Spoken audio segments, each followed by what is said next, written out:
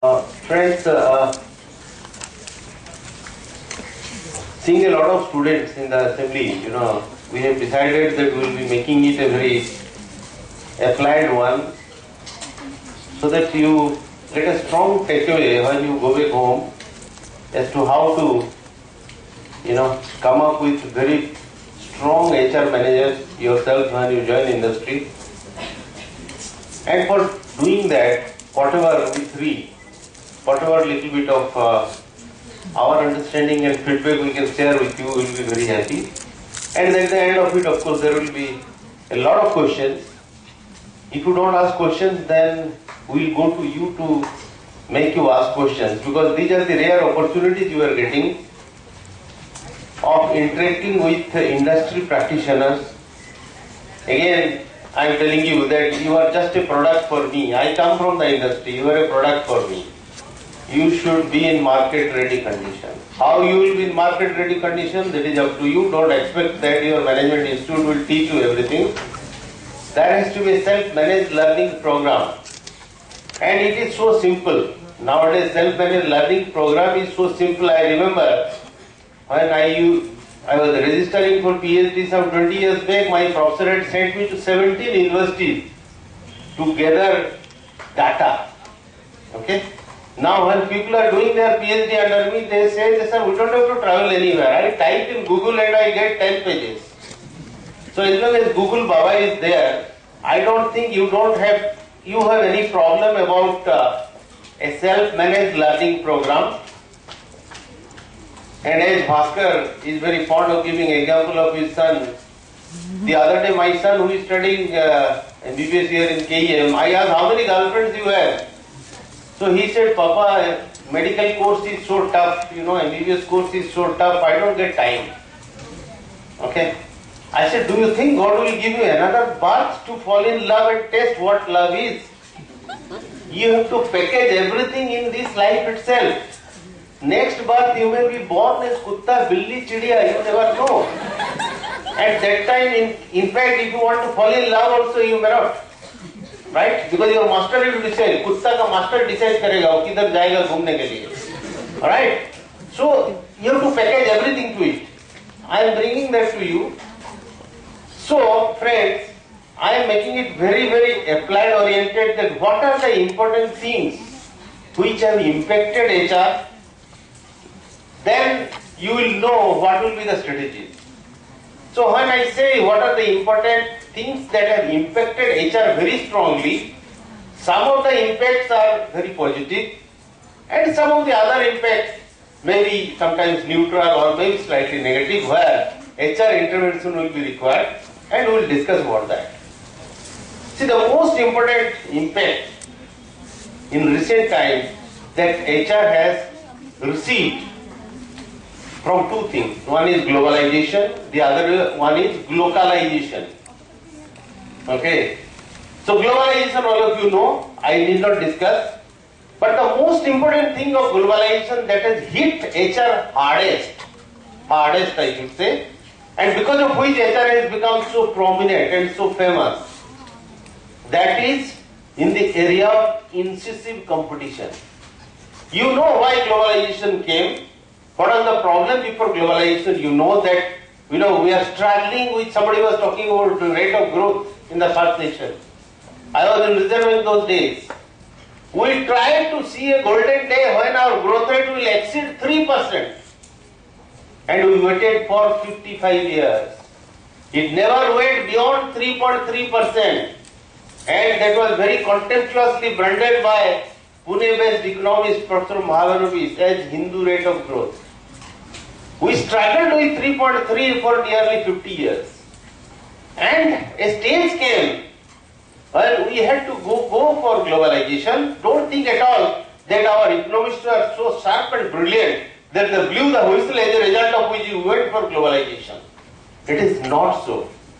Beggars are not choosers. And that's why we were pushed into the pond of globalization, because all the goods and services we manufactured in 50 years, they are not touched by even beggarly countries like Bangladesh and Nepal. They used to spit on our goods and services, so made in India too. That was the scenario for 50 years. So when you are not able to sell anything abroad, you did not have foreign exchange. To cut the story short, as a result of which we came to a beggarly situation when we are left with only 7 days foreign exchange and we had to go to IMF. And when you are a beggar and when you try to beg, you don't have any negotiating terms, you cannot bargain. So they put 12 conditions on us, sovereign guarantee. In addition to, I was in RBI those days, in addition to mortgaging 6 shiploads of bullion in a third party country, then also IMF said that you have to sign on dotted line. And the first condition of the 12-point sovereign guarantee that we signed was opening of the market. Right? And when we open the market, we are 1.27 billion people, the biggest market, and that's why everybody is in love with India. Not because we are handsome or any good, but it is because we are a huge market. No bloody fool can dare to ignore us. And that is applicable to US and that is applicable to everybody. So, when competition came rushing into this country, most important thing happened in 2 areas. Whenever there is competition, 2 things get impacted. Number 1 is search for cutting edge. You understand this? Like say my friend Vishwadeep and Sandeep, both of them are doing the same girl. Only one girl, unfortunately. They are doing the same girl. So if Vishwadeep goes in the morning to woo the girl with a Maruti car, do you think Sandeep will go by Maruti in the evening? He will beg, borrow, steal, but he will go by Honda City. Isn't it? So that is what cutting edge means. And if in the morning Vishwadeep has gone by a coat, then this man will go with a tie, suited, booted. Because the customer is one. And there is a search for cutting edge. So in any competitive dynamics, search for cutting is a continuing obsession. And whenever there is a search for cutting edge, the benchmark will go up. The standard of performance has to go up. And this is where it has hit HR the most.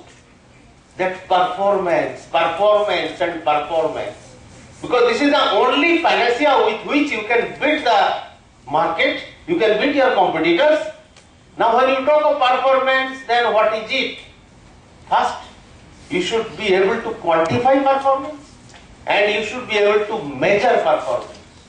And these 2 areas became the most challenging area for HR people. So that is one. Second is globalization. Because when competitors came rushing in, they came with international standard of performance, but with local talent. That is what globalization means. And in this area there is a very big challenge, because everybody has said in the past session, even before that I have said, that there is a big challenge. We have thousands and thousands of management colleges, thousands and thousands of engineering colleges, but most of our people are not employable. Right? So there, how do you convert these people to be employable so that the local talent really gives the higher standard of performance so that you become globally competitive? This is next challenge for HR people. Please write down. Number 1, coming out of globalization. Number 2, coming out of localization. Then what is number 3? Number 3 is because of this intense competition. As I say, competition always happens in mind, my dear friends. It is ideas, right? And ideas can be generated only by men, not by machines. So as long as ideas are generated by men, HR will continue to play a very important role. So when I say idea, it is the toolbox that you carry in your head. And this toolbox will need continuously updated, refurbished, re-nourished, restructured. It is a continuous process. And that's how all of us are students, till we die. There is no escape out of it. Because every day new situations, new complexities are arising out of competition, and to meet that and fit that, you will have the type of talent that is required, demanded by the market. You cannot behave like my father who passed a BA from Presidency College, Kolkata and remained a wise man all through his life. And I, with a string of degrees, topped with a PhD and all that, I always feel I am like Sita, every day walking through fire to prove that I am relevant to the environment. Most of the time I feel I am irrelevant, simply grossly irrelevant. And I try desperately to update myself. I will continue to do that till I die. All of you will have to do that unless you have decided to be thrown to the dustbin of history. Right? That is very clear. That's the third big challenge for the HR people. Fourth, there was a lot of lament, from our speakers regarding a lot of women in the workforce and all that. I did not find a celebratory mood. But let me tell you, we have to celebrate this. Feminization of management. This is number 4. Feminization of management has to happen very strongly in this country if we want to be world beaters. Because our women are the most empowered women in this world. Right? Like the other day, my sister in US, once she got a promotion in IBM, she became the head for South Africa. Then she telephoned, Dada, I am so happy today. Then at the age of 26, I am vice president and I am heading a continent. Okay? So I said, so great. So it's great. I congratulated. Then she started crying that I am missing my mother. I said, why? Now, don't you remember the days when my mother used to be very partial? He will give the biggest piece of fish to you, you being brother. Don't you remember the big glass of milk? We are a lower middle class family. We are not able to afford milk for everybody. So my mother was very partial. We will give the biggest glass of milk to the son. Let's go, mera beta. So I used to have. And I will not do anything at home. My sister used to clean utensils. My sister will clean the toilet. My sister will receive all the guests. She will attend dancing class. She will attend singing class. She used to score 93%. I was never scoring more than 70%. With all the milk and big size pieces.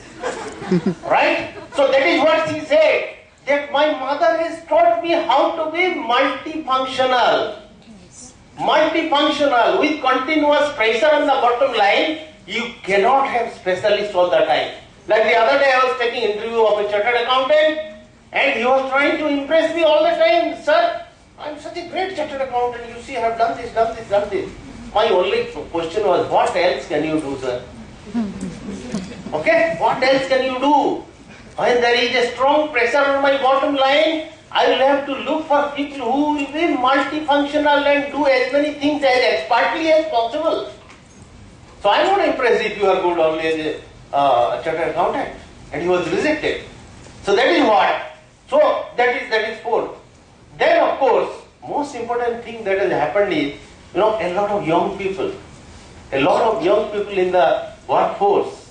Okay, we will be the youngest country, as somebody was telling in the first session. So how do you meet the aspiration of the young people? I think they have done a lot of justice to that by discussing a lot of things. I will not do that. Now, if your knowledge is becoming, the shelf life of knowledge is becoming very short, that the present plethora of knowledge is not able to give you the solutions, then what is the next option? Next option is that you will have to remain a student all through and you will have to pick up knowledge and skill all around, find out what is the pulse of the industry, what is required today, what is required tomorrow, and then be prepared for that if you want to be at the top, right? Now come to how these strategies, very briefly, I will take just about 3-4 minutes, then I will hand over to Preeti. See, what are the strategies? Most important strategy would be to gain your skills in different areas like acquisition, merger, okay, joint venture. HR is going to play the role of strategic HR in future. Most of the routine HR jobs will be outsourced, whether you like it or not. So if you want to move to the top, getting a salary of 2 lakh, 3 lakh, if that is your dream, my dear young boys and girls, then please be master of strategic HR. Forget about these stupid things like training, development, all these things. These other people, roadside HR companies are many who will take care of that. Okay? In my company also we are seriously thinking. But important issue is, in the areas of strategic HR, in performance management, in assessment center, in balance scorecard, in HR audit. HR audit is an area, very, very exciting area that is coming up. Then in-house consulting group. All these areas you will have to be very strong so that your chairman takes you seriously. That this is a man who is not a cheerleader. Most of the HR people, they dream to be cheerleaders, like you've seen in cricket match, dancing like that. Okay. Right, organizing a picnic, organizing this, that and all that. We have moved far ahead of that, my dear friends.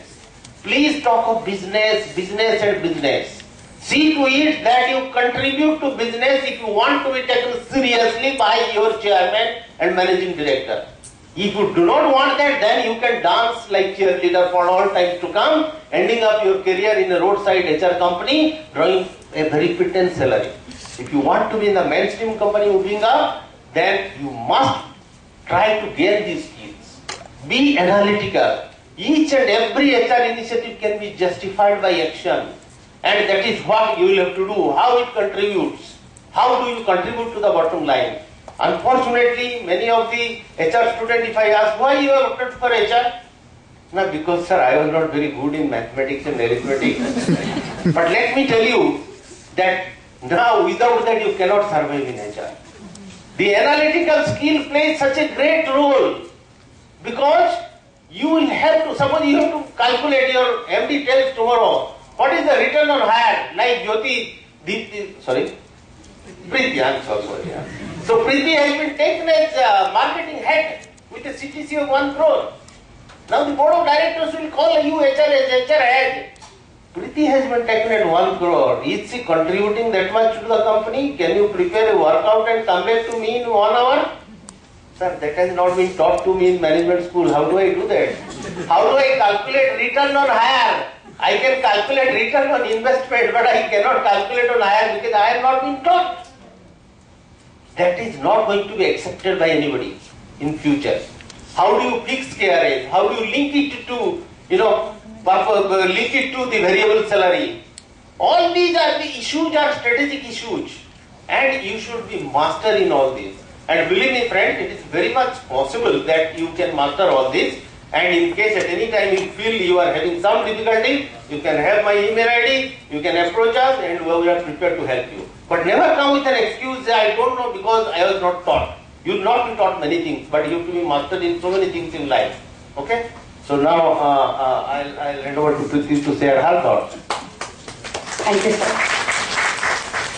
I am not basically from an industrial background, as I am a lecturer past many years. I have taught in management institutes. I am associated